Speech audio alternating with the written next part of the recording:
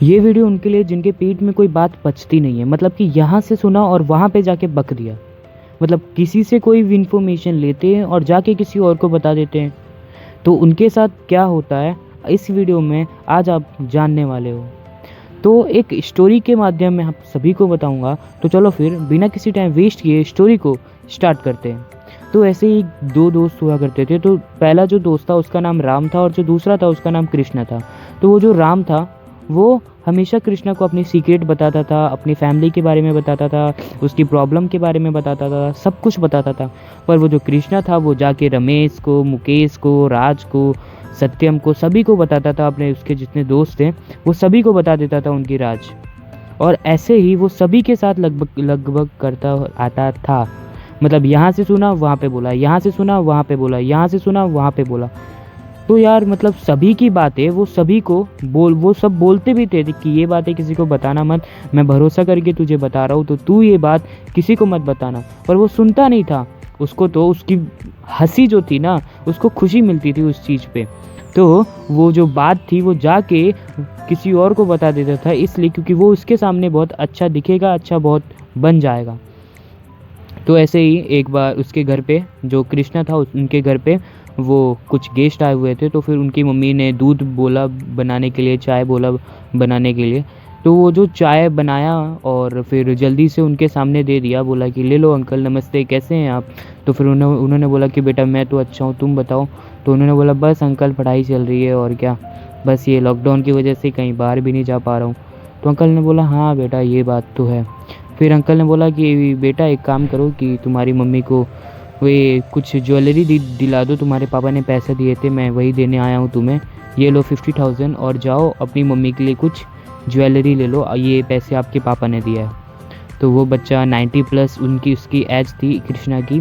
तो वो पैसा लेता है उनसे और फिर जाता है एक ज्वेलरी पे और वहाँ से अच्छी अच्छी ज्वेलरी लेता है अपनी मम्मी के लिए और मम्मी को फ़ोन करता है और बोलता है मम्मी देखो ये अच्छा है, ये बुरा है, या फिर वगैरह वगैरह करता है वहाँ पे। फिर आते समय वो जो उसका प्लास्टिक था ज्वेलरी का वो एक गटर में गिर जाता है और वो सारा जो भी उसके पास ज्वेलरी था वो सारा का सारा उस गटर से पिघलते पिघलते, मतलब सैरते सैरते तैरते तैरते वो गुम हो गया। फिर वो मतलब बहुत ही टेंशन में आ गया कि अब मैं क्या करूँ, बहुत ढूंढा, फिर गटर खोल के देखा, घुस के देखा, बट उसको कुछ वो नहीं हुआ, कुछ मिला नहीं बेचारे को। और फिर वो बहुत रोया, बहुत गाया, बहुत ही भगवान को दोष दिया कि ये क्या कर रहे हो भगवान, मतलब कुछ भी 50,000 का था वो, कोई 5 रुपए की बिस्किट नहीं थी तो गायब हो गया। 50,000 का था, अब मैं क्या करूँ, अब मम्मी तो मेरी बहुत मारेंगे, अंकल की नज़र में मैं बेकार बन जाऊँगा, पापा मुझे कितना डांटेंगे। फिर ऐसे सोच सोच के वो बेचारा बहुत रोया। फिर उसने सोचा कि क्यों ना एक बार ज्वेलरी शॉप पे जाया जाए और बोला जाए कि ये सारी सिचुएशन मेरे साथ आ रही है, मैं क्या करूं। फिर वो गया ज्वेलरी पे और बोला कि भैया देखो मैं यहाँ से सोना लेके जा रहा था और फिर वो सारा सोना जो था वो गटर में गिर गया। फिर उस जो मैनेजर थे वहाँ के, फिर उनको बुलाया गया और फिर उन्होंने बोला कि देखो वो तो आपकी प्रॉब्लम है, वो आपने किया है, वो उसमें हमारी कोई हाथ नहीं है, हमारी कोई गलती नहीं है, वो जो भी किया है आपने किया है।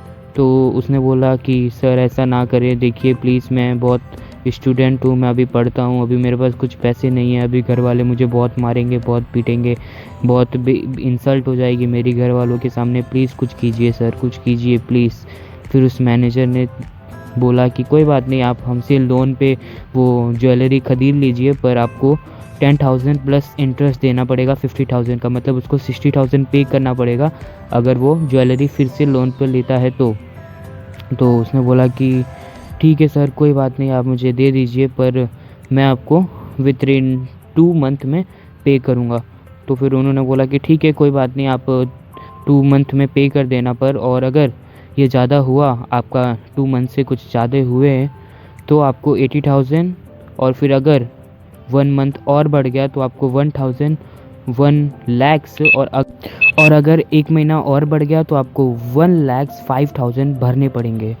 तो वो थोड़ा कंफ्यूज हुआ कि क्या किया जाए, लिया जाए कि नहीं लिया जाए, या फिर घर वालों को सच सच बता दूँ, क्या करूँ।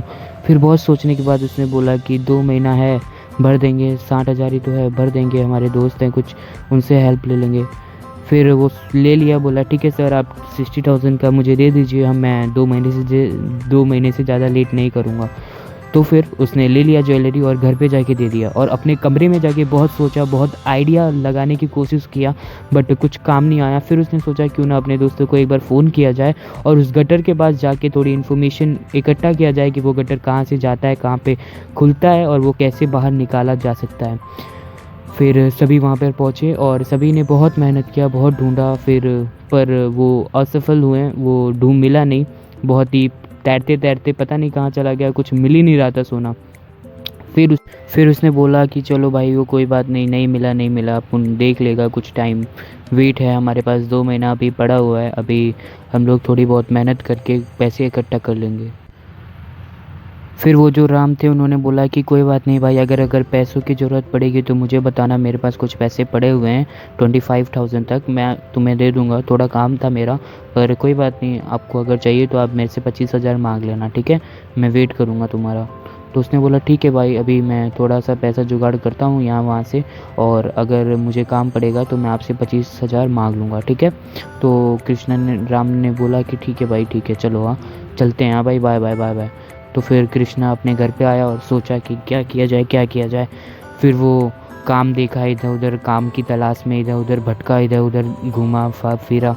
फिर उसको एक काम मिला ढंग का, कि देखो उस काम में करना क्या रहता था कि अगर कोई आ रहा है, कोई इंसान, तो उसका नाम, पता, उसका एड्रेस, मोबाइल नंबर सब कुछ लिखना था। फिर कोई आता था तो बोलता था कि तुम मुझे नहीं जानते हो क्या, कृष्णा को बोलता था तुम मुझे नहीं जानते हो क्या कि मैं कौन हूँ, अबे निकल वॉचमैन। तो उसको बहुत ही ऑकवर्ड लग रहा था वो काम करने से, पर फिर भी वो कर रहा था बहुत ही मेहनत कर के। फिर सभी बहुत वॉचमैन सब उसको अंकल वॉचमैन बोलते थे सब, मतलब उसकी कोई इज्जत नहीं थी वहाँ पे। फिर भी वो रोते गाते हंसते वो किया वो काम, पर उसको सैलरी कुछ मिली, 25,000 उसको मिला, और फिर 25,000 अपने दोस्त से लिया और उसको 50,000 कलेक्ट हो चुके तो बचा था बस 10,000। तो उसके जो दोस्त थे जिनकी वो बुराइयां करता था, फिर उनके पास ही गया और उनसे जाके कुछ पैसे मांगने की उसने वो बात रखी कि प्लीज़ मुझे 10,000 की ज़रूरत है। उसके 2 दोस्त थे तो वो 5,000 मांगा, कि बोला कि भाई 5,000 की ज़रूरत है, अगर हो तो तुम्हारे पास दे दो। तो उसने बोला हाँ भाई है ना, मेरे पास पड़ा हुआ है। तो फिर उसने 10,000 ले लिया। फिर वो 60,000 जो हो गए थे, फिर वो घर पे आया और फिर बोला कि यार अच्छा हुआ, हो गया मेरा किसी तरह। पर कृष्णा जो था वो सबकी बुराइयां करता था, पर फिर भी कुछ लोग उसका मेहनत किए, उसका मदद किए, पर वो बहुत खुश था। और फिर शाम को जाने वाला था पैसा भरने, तो बस उसके पास 3 दिन का समय था।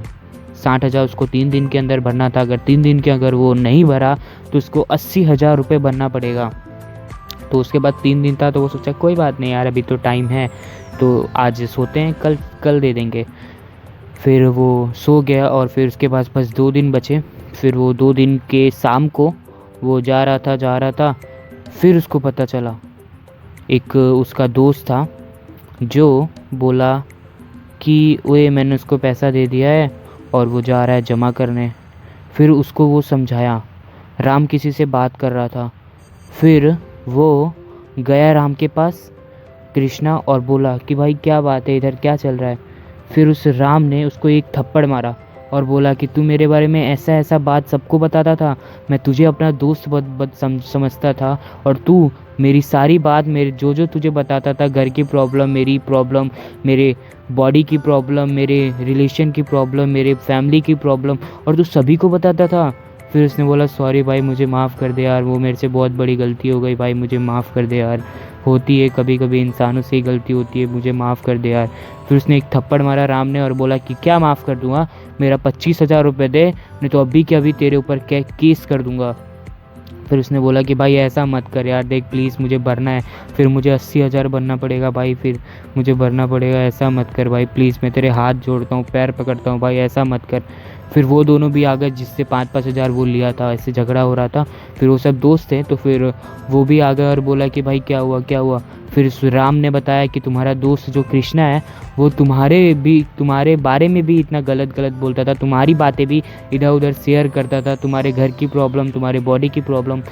फिर वो सबसे बोला कि फिर सब ने अपना अपना पैसा वापस ले लिया और 25,000 उस राम ने लिया और 5-5 हज़ार उन दोस्तों ने लिया जिनसे वो लास्ट में मांगा था। तो मतलब उसके पास बचे थे सिर्फ 25,000। तो उसके पास बस 25,000 रुपये बचे थे और 25,000 उसको भरना नहीं था, उसको ज़रूरत थी पूरे 60,000 रुपये की और उसके पास बस 25,000 ही पड़े थे। तो फिर उन्होंने पैसा ले लिया। उसने बहुत बोला कि कृष्णा अब आज के बाद कभी दिख मत जाना। राम ने भी बोला कि कृष्णा अगर तू मुझे दिख गया तो मैं तुझे इतना मारूंगा, चप्पल निकाल के मारूंगा। यार मैंने तेरे को अपना समझा था, अपना भाई समझा था और तूने पीठ पीछे मुझे छुरा घोंपा है। मैंने तेरे जैसा इंसान, तेरे जैसे दोस्त को सब कुछ माना था, पर तूने मुझे इतना धोखा देगा मैंने कभी नहीं सोचा था। किसी ने सही कहा है, हमें अपने ही दर्द देते हैं। बहुत कुछ बोला उसको, कृष्णा को, राम ने और उनके जो दोस्तों थे जिनसे वो पैसे लिए थे वो उन्होंने भी। फिर वो बेचारा रोते गाते घर पे गया और उसके पास बस ऐसे रोते गाते में एक दिन निकल गया। तो उसके पास बस एक दिन ही बचे थे उसके पास 25,000 ही थे। तो वो सोचा कि घर से फैमिली से मांगे तो बहुत ही इंसल्ट हो जाएगी, बोलेंगे कि इतना बड़ा हो गया और पैसा गटर में गिरा दिया है, वैसा। फिर बहुत ही उसके पापा डांटेंगे, मम्मी डांटेंगी। ऐसा सोच के वो घर वालों को नहीं बताया और सोचा कि कोई बात नहीं, अगले महीने मेहनत करके 80,000 चुका देंगे, क्योंकि उस समय उसके पास पैसे थे नहीं। और वो रोते गाते बेचारा, उसका वो दिन भी चला गया। फिर बेचारे को 80,000 भरना पड़ा। उसके फ़ोन में मैसेज आया, यू हैव टू पे 80,000 टू गोल्ड शॉप।